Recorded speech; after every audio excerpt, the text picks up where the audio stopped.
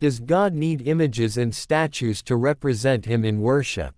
Scriptures are very clear in Exodus 20 verses 4 and 5 says, "Thou shalt not make unto thee any graven image, or any likeness of anything that is in heaven above, or that is in the earth beneath, or that is in the water under the earth. Thou shalt not bow down thyself to them, nor serve them. For I the Lord thy God am a jealous God, visiting the iniquity of the fathers upon the children unto the third and fourth generation of them that hate me."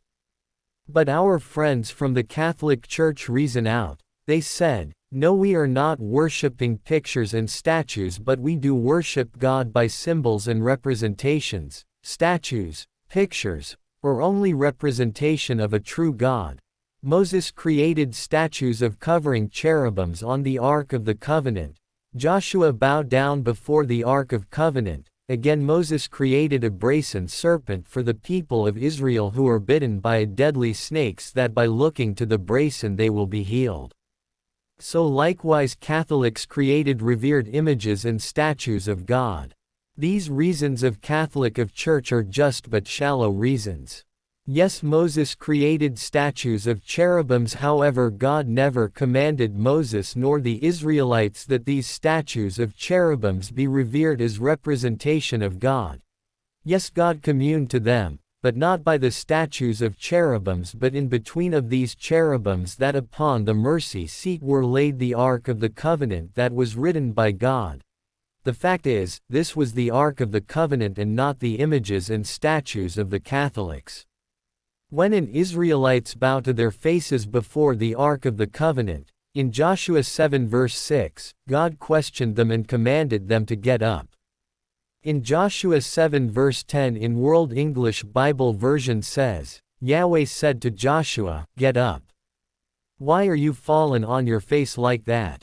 Moreover, the brazen serpent that was made by Moses was break into pieces by the righteous King Hezekiah, as he followed the pleasure of God. 2 Kings 18 verse 4 says, "He removed the high places, and brake the images, and cut down the groves, and brake in pieces the brazen serpent that Moses had made.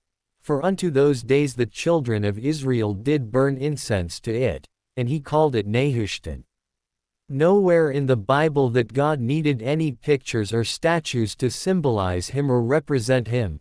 God said through the writing of prophet Isaiah in 46 verse 5 says, "To whom will ye liken me, and make me equal, and compare me, that we may be like?" Nothing can represent or symbolize God, no picture and statue that represent the God the Father, because only Christ saw him. John 1 verse 18, not even the image of Christ the only begotten Son of God. No one captures nor take the true image of Christ, no painting that does exactly. Not even the burial bondage that the so-called face of Christ imprinted. It is proven by the scientific method of tracing the exact date of the bondage, and it goes back only in 13th century. The earliest picture of Christ isn't bearded, the 6th century picture of Christ is dark-skinned man. There were a Roman picture of Christ. The bearded picture of Christ came as depicted like the bearded image of Zeus by the Greeks. Chinese have Chinese image of Christ, Japanese Christ, a white man Christ, brown like Filipino Christ. So what kind of images that represents exactly God and our Lord Jesus Christ? Don't you know that having images while worshipping proves that you do not have a true faith in God? Hebrews 11 verse 1 says, "Now faith is the substance of things hoped for, the evidence of things not seen."